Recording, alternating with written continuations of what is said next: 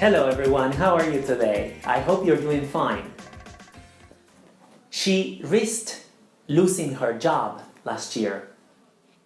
He decided to talk to his girlfriend after their breakup. I'm looking forward to explaining this mini lesson to you today. In this lesson, I'm actually going to talk about verb patterns, so stay tuned. How many times have you asked yourself what type of verb you should place after another one? Is it a gerund? Is it an infinitive? My best advice is to learn the verb with their own verb pattern. In English, there are 4 verb patterns. The first one is verb plus a gerund. And in one of my past lessons, I talked about verbs that express feelings, such as love, like, enjoy, etc.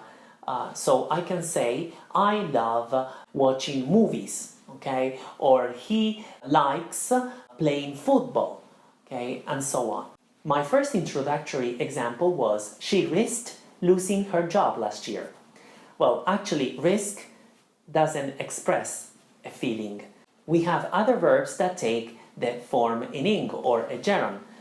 Consider, mind, deny, okay, involve, etc.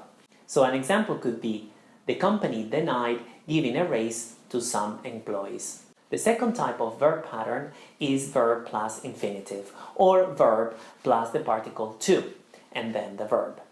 Okay, and my introductory example was, he decided to talk to his girlfriend after their breakup. Okay, but not only decide takes to. There are a lot of verbs that take to, and you know the famous want to. Another example with the verb pattern to or infinitive is I hope to resolve your English grammar problem. The third type of verb pattern is with the particle to plus a gerund. And in this case, I chose a phrasal verb. To look forward to plus ing. Okay, and I said, I'm looking forward to teaching you this mini lesson. I know that the phrasal verb to look forward to takes the gerund after it, okay, even though there is a to before. So, like I said in my example, I'm looking forward to teaching you this mini lesson. However, there are many verbs that take the particle to plus the gerund. And I can give you another example. I got used to living in Rome. Okay, this could be another example with the verb to get used to plus a gerund. Moreover, there are verbs that take both verb patterns, so an infinitive or a gerund. Let's take a look at remember. Remember that you know what it means. They can take either form, infinitive, so with the particle to, or a gerund, but they change meaning. So let's look at both examples, okay? He remembered meeting them. This means to have the memory of doing an action. So for example, when I was talking about his childhood, okay, he remembered meeting his friends, okay, and so he had the memory of doing an action. Let's look at remember without the gerund, but with the particle to. He remembered to call them. He remembered to call them.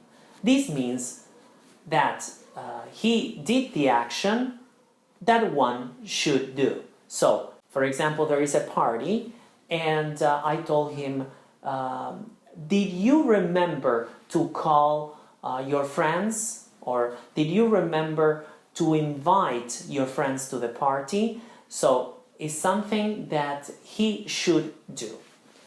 Okay, now let's look at the fourth form of a verb pattern, and that is verbs that do not take the gerund or an infinitive. These are verbs that take an object and do not need the infinitive or a gerund. So, for example, let me, an object, me, explain the case. Okay, let me explain the case. However, there are many modal verbs, and the majority of modal verbs do not take either the ing form or the gerund or the infinitive. So I can say they can speak English well. So they just take the base of the verb without the particle to or without a gerund. Now let's recap. I talked about 4 types of verb patterns, and these were: the first one, verb plus a gerund. In this case, I talked about the verbs that express feelings such as like, love, and joy, which take a gerund. But there are other verbs that they do not express feelings, but they take the gerund. I talked about the verb to risk. And the example was, she risked losing her job last year. The second type of verb pattern that I talked was verb plus the infinitive. So these are verbs like want, like hope, that take the particle to plus the base of the verb, and that is an infinitive. So he decided to call his girlfriend after their breakup. Okay, that was the example.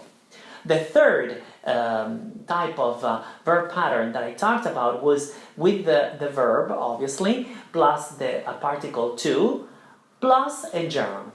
Okay, and in this case I talked about a famous phrasal verb, to look forward to, plus ing. I'm looking forward to teaching you this mini lesson. Okay, that was the example.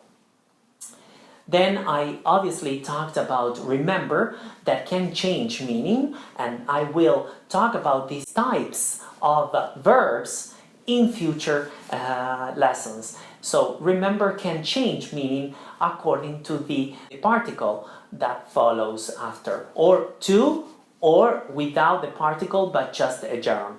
And the fourth one, the fourth type of verb pattern that I talked about was verbs that do not take the infinitive or the gerund. And these usually follow an object. Like I said, let me explain the lesson to you, okay?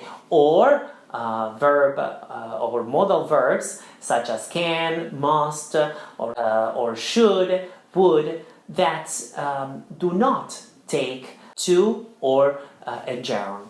So we can speak English, so without the particle to or without the gerund. Now, I wish you the best, and if you want to ask questions, you may type your question under this video, give an example of your own if you wish to, and please don't forget to share if you liked the video. Have a great day, and I see you next time. Bye bye.